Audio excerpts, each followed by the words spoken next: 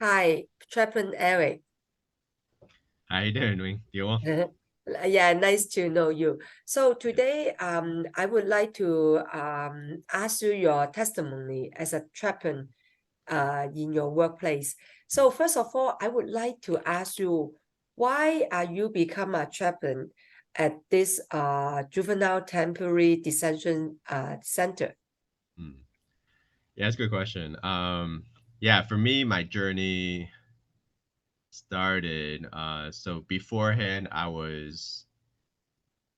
before being a chaplain here, I um, I got saved by the Lord when I was 16 years old, and shortly after that, as I was learning about who God is, I started serving God at my youth group, and my youth pastor made a joke that who knows I could be the next youth pastor um, in the future. And I was like, no, I don't want to. I don't want to do ministry. I don't want to. I don't want to work for the church or do ministry in that way because I know it's how hard it is and the calling is so difficult. Um, but shortly after, I thought I would just be doing pastoral ministry, which I was a pastor for about 12 years prior to being a chaplain. And I thought that was what ministry was all about. Serving the Lord was either a missionary overseas or being in the church as a pastor. But God grew my heart for the city of Chicago. I bought my youth kids when I was a youth pastor to Chicago, and for 2 years we actually did ministry in the West Side, South Side Chicago, and it got me connected with the challenges of a lot of the neighborhoods, and as well as how much God was working in and through so many of the folks within the communities, and it was such a blessing of seeing different challenges and getting a heart for God's people in Chicago, and so that's where my journey went from being in the suburbs as a youth pastor, moving into Chicago, working at a as a community engagement pastor at a church plant in the near west side of Chicago, and also I work with By the Hand Club for Kids, which is a Christian after school program, working with kids in Austin, Cabrini Green, Englewood, and Elko Garden. And so I was bivocational, pastoral, doing work there with the communities, and um, Mhm. and doing that for seven days was really tough. I mean, it was hard on the family as well as just almost getting burned out. And so I felt the Lord was through various means was bringing me out of those two positions, and I was kind of praying, Lord, I wanna I wanna do ministry with the people, your people. And so for me, I was praying, Lord, yeah, get me into nonprofit ministry. And when I saw the job postings, the chaplaincy for this position opened up. And I had actually met the previous chaplain, Arthur Killingsworth, prior, and I noticed that his position is open because he retired. And so that read the description. It said I had to basically become a missionary chaplain where I had to fundraise. And I said, nope, I don't want to do that. But the Lord said, you know the families, you know the neighborhood, you know a lot of what God is doing. And God, you've opened my eyes and my heart for the people. And so it just became, yeah, like some of these kids, I understand where they're coming from. Not fully, like as if I grew up in the community, but I saw the challenges and saw how God was working through the youth. And so I said, yes, Lord, if that's where you want me to put me, I will go. And that was the perfect marriage of my pastoral ministry as well as my nonprofit work. Uh, yeah, in these neighborhoods. And so I was blessed to start September 2019 as a chaplain at the Cook County Juvenile Temporary Detention Center. Uh, and so I work for Good News Jail and Prison Ministry, which now we're called Good News Global. And so I am one of 250 chaplains around the world, and I'm the only one in Chicago at this moment. So Mm. that's kind of where my journey has led me here the Spirit of God opened up that door for me. Mm-hmm. So you work here for 4 years, right? Right. So can you tell us more about your daily job? So let us know. Is a Yeah, I think it's a seldom to have brother and sister. They work like this type of job. Mm-hmm. Yeah, yeah. Chaplaincy, yeah, I didn't even think about chaplaincy in any way. I kind of knew about it, but didn't know fully until I met a couple of chaplains within the hospital, and that kind of gave me exposure to what a chaplain is.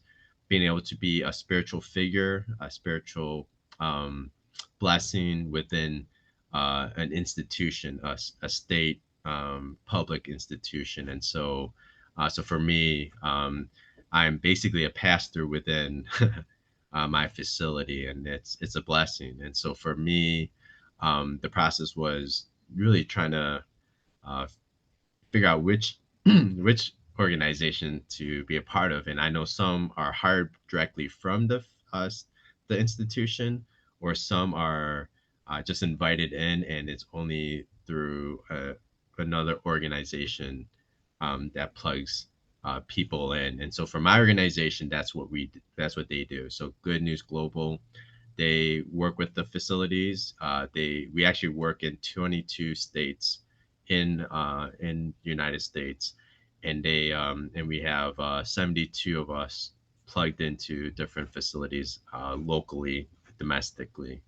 And so for me, my work is um, part of it is, fundraising, gaining support, and inviting churches into the work that I'm doing, whether it's volunteering, praying, um, showing up, doing events, leading Bible studies, um, doing fundraisers. All those things are included in that, which is a really big blessing, because so many times it sounds difficult to have to, but I get to share the stories and also invite the church to join in on what God's doing in a facility, or even in a place where it's not just readily accessible to anybody. It's you have to go through somebody. And so what a blessing that is for me to kind of oversee the religious programming at my facility. And so that's part of it, is getting volunteers, having programs. And so part of my journey is getting volunteers in, working one-on-one with the kids, working in groups, leading Bible studies.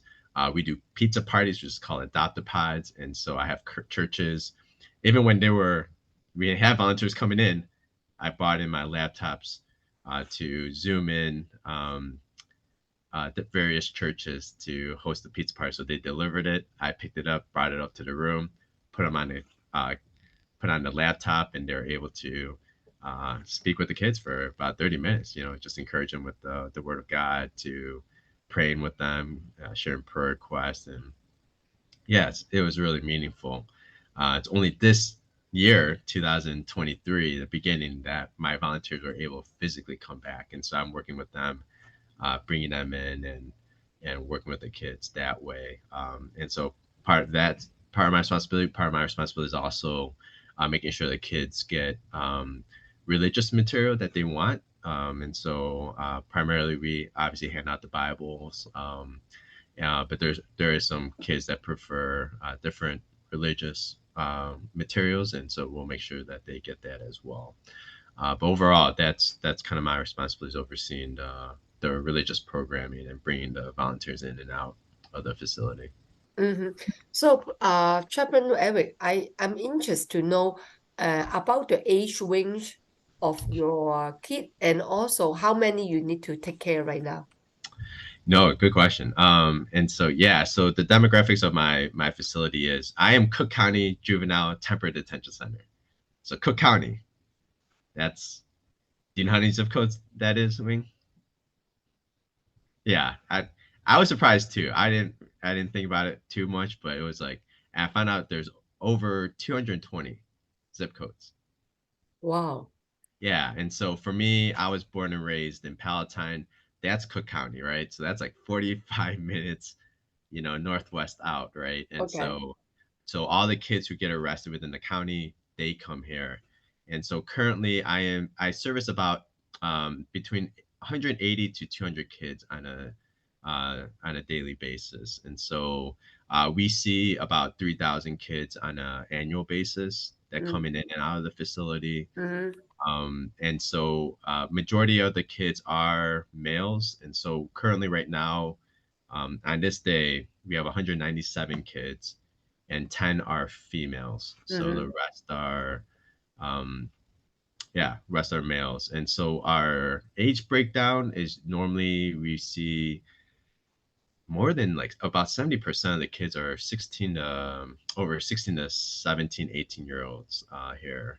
So but our kids can be as young as 13-year-olds to 18-year-olds in Mm-hmm. this facility. Mm-hmm. So Um, how long usually your youth will stay at the detention center?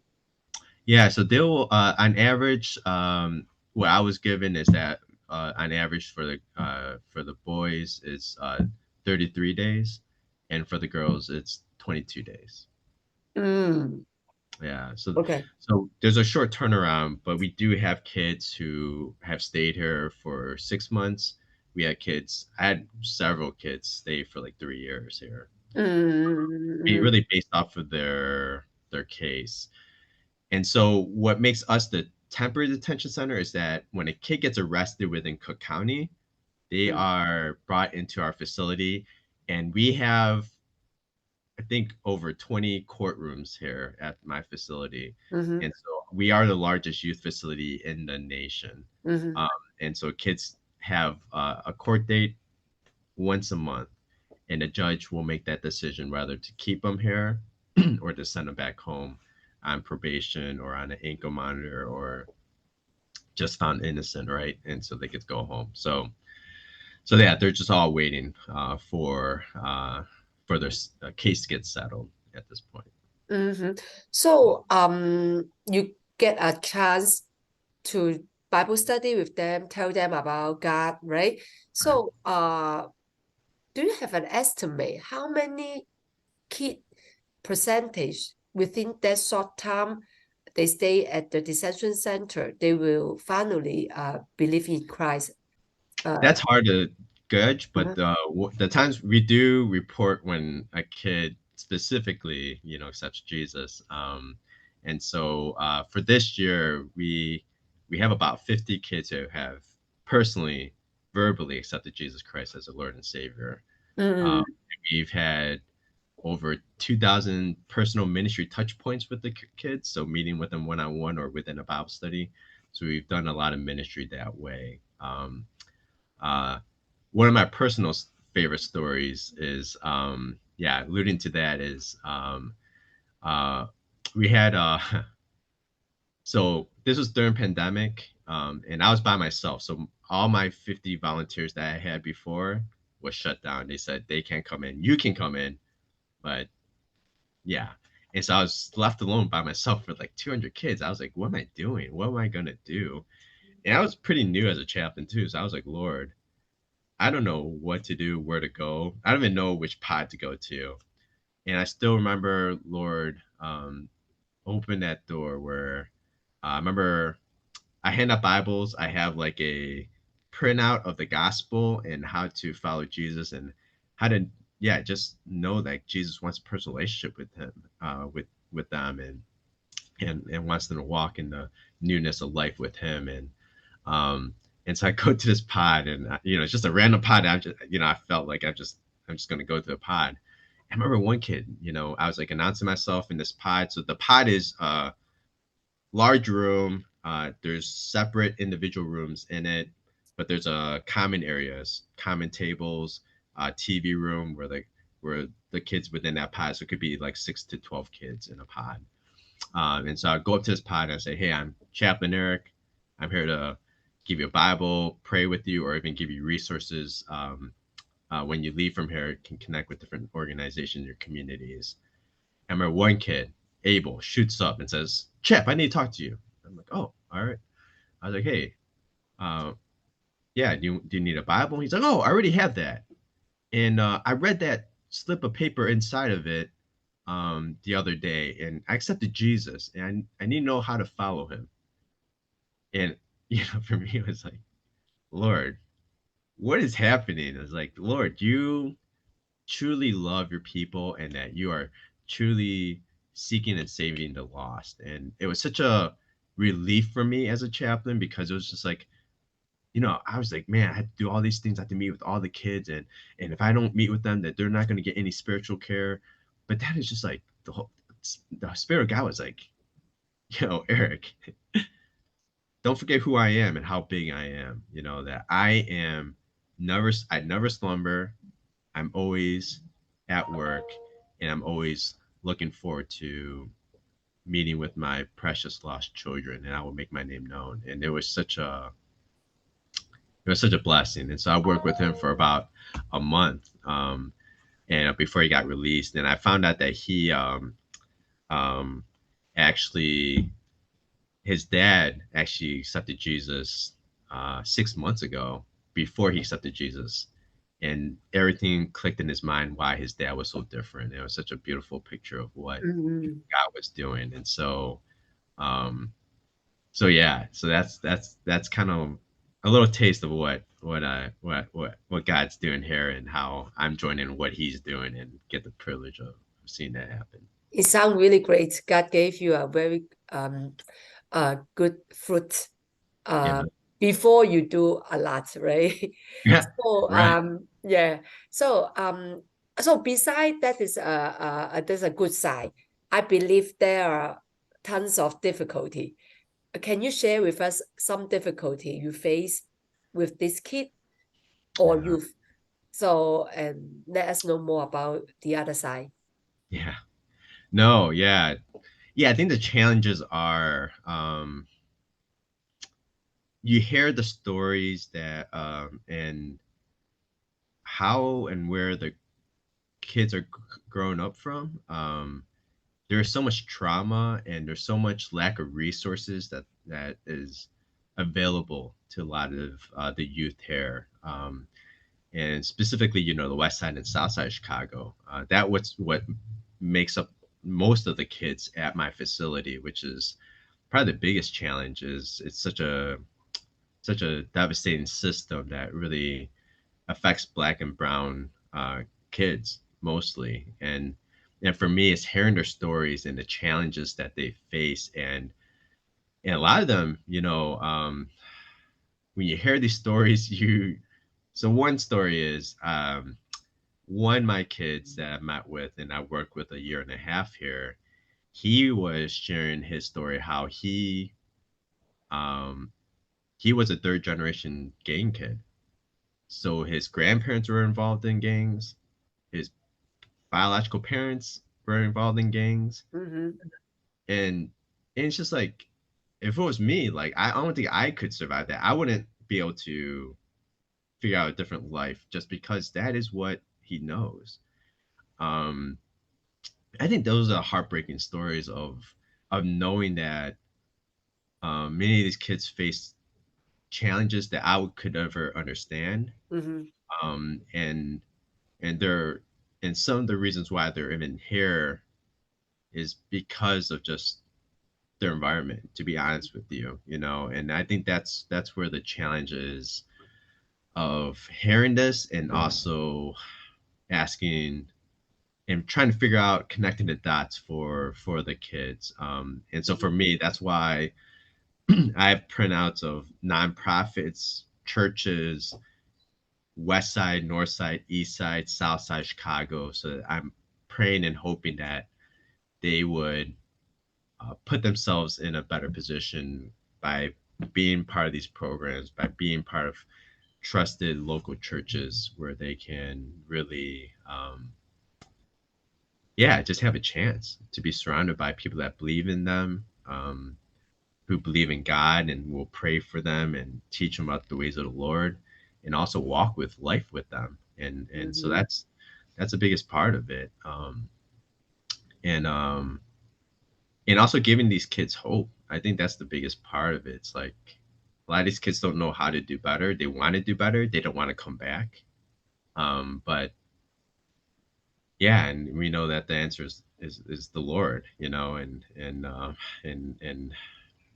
yeah, wanting that so much for them when they can't see it for themselves, or they, and even some of them say that they don't. Some of them didn't believe that they would be alive by 16, you know, and I think, and that's a tragic story, you know. So if you don't believe that you're going to live that long, then why would you go to school? Why would you even pursue other things, right? And so that's where I think Mm-hmm. there's just a lot of different levels of inequality that that a lot of the kids here face. Lack of good education, lack Mm-hmm.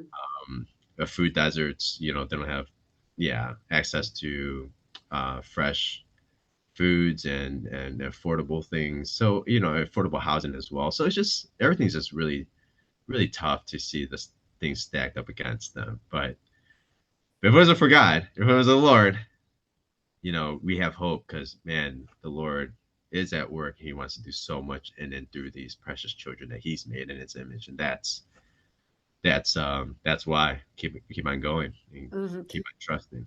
So, Chaplain Eric, so one of the thing I can feel is that you are heartbreaking, right? Every day. If you if you see those kind of youth, if Yeah, they don't have hope and then they go back to the cycle of yeah, the gang or right, doing some crime again. So I think yeah, is a really a tragedy in the society. So yeah. so basically, how God can give you strength Mm. on and off when you face this problem or when you see those kind of kids, how can they move on for you with God's help? Yeah. It's good. Yeah, good question. I think knowing, you know, the Lord, this is not surprising to Him. You know, this is not. He doesn't. He's all powerful. He all knows. He's all loving. He's justice. He is just. You know, and I think that's the beauty of knowing that our God sees the injustices. He sees the difficulties. He sees the pain, and His heart is close to the brokenhearted. And and as much as hard as it is to like hear these stories, it's it's like such a stark reminder. Instead of looking at the news and hearing about, you know, what has happened, what's, you know, all the crime that's happening, when you get to just sit down and see these kids, I mean, these kids just look like our kids in our youth group, you know, at our church. And to be able to see them and to have a sense of God's heart and love for them, it's such a powerful thing, to be in a relationship with God, but also be in a relationship with His people, which is these precious kids that, regardless of why they're there, you know, the Lord has created them in His image and loves them and wants them to know Him. And I think it's such a powerful reminder that we can have these kids in a safe, to be honest, yeah, in a safe environment where they are, um, removed from any of the trauma of their wherever they're facing at home, and to be able to be here and actually talk with them about what they want to do when they get home. If they don't know what to do, then I'm helping them have a game plan with God, with the organization, with the church, whatever programs that's in their neighborhoods, and to instill hope in them and to, um, give them a vision of what God might want for them, you know. And I think, and introducing them to a guy that's huge and can do so much more than we can ever imagine, right? And I think that's what's powerful about that. And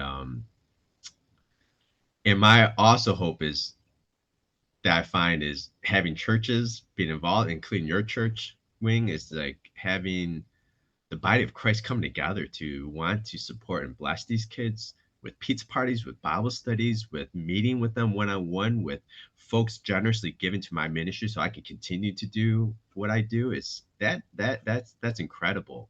And even for my next project is working with um so there's no money going towards aftercare when kids leave from here.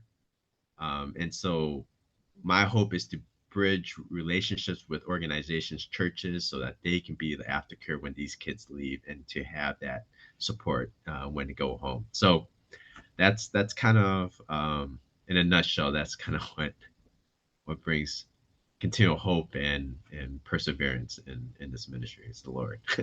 Mhm. So you kind of tell us something we can help or involve in your ministry. If people are interested, they can email you or they can contact you, right? Uh, Yeah. in maybe at the end of this video, I can put your email at the video if people they are interested to get involved or help out your ministry though. So. Oh, yes, please. Yeah, that would be a huge blessing. Yeah, yeah, ways to get involved with my ministry is we do have volunteers coming in at night on Tuesday, Wednesdays, and Thursday nights. And you can come once a month, you can come twice a month, you can come every week. It's really based off of what your availability is. And so we'll go through the whole process, and you get to bless the kids. I mean, you get to give a Bible, teach them about the Word of God. They're all going to want prayer. So you're not talking to anybody that doesn't want to talk to you. It's kids who have raised their hand, like, I want to talk to this church folk.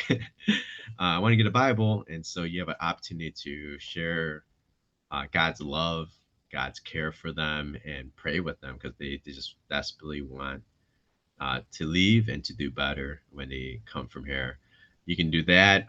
Churches we've had, including Wings Church, do what we call adoptapods. They order pizza or any food get delivered here. We have the church either on Zoom or in person come and give a devotional with the kids, pray with them, and just hang out with them for half an hour, and just bless the kids, letting them know that they are not forgotten. You know, just as Christ said, called us to visit the prisoner. Like he was a prisoner, Jesus was a prisoner, and I think that's why he feels so strongly about calling his people to visit the prisoner. And so for us to be able to showcase Christ in that way, such a powerful way, and also me being a missionary chaplain, always looking for partnerships to support my ministry so I can continue to do the good work. And so if that's another way you want to give, that's a possibility as well. So Mhm, mhm. So, Chaplain Eric, I know you are busy sooner. So, last but not the least, I would like to ask you any favorite Bible verses um, when you do your good job right now in your detention center. So, can you share with all the audience here about that? yeah, one of my favorites is the story um, of Zacchaeus. Zacchaeus is it's found in Luke 19, um, and um, Jesus, you know, it was just this Zacchaeus. He was a chief tax collector. You know, was ordering other tax collectors to collect money from his own people. Was a traitor. He thought Jesus wouldn't want to do anything with him, and yet he just wanted just a glimpse of Jesus. And yet Jesus, when he walks past him, looks up at him and says, Zacchaeus, please come down. I must dine with you at your home. And Zacchaeus was like overjoyed with it. And people were like, why is he inviting this guy or inviting himself over and fellowshipping with Zacchaeus? And Zacchaeus like, if I wronged anybody, then I will give my possessions up. I don't care. Whoever wronged, I'm going to fourfold give it back, blah, blah, blah.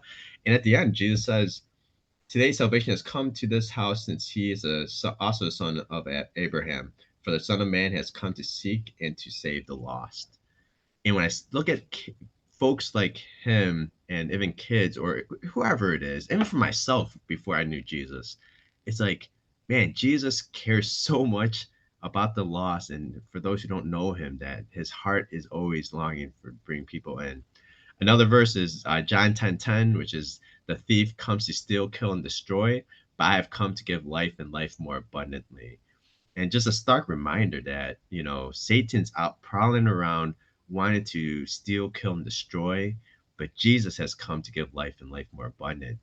And we see a lot of these kids, and I know for some of us, we've gone through so much, and to know that it's the devil's there to steal, kill, and destroy our lives, but Jesus, he has come to give us life and life that's abundant in him. And that's what one of my motivations is, knowing that, man, these kids are facing a lot of challenges, but Jesus come to give them life and life more abundant. And I believe in that wholeheartedly. Mm-hmm.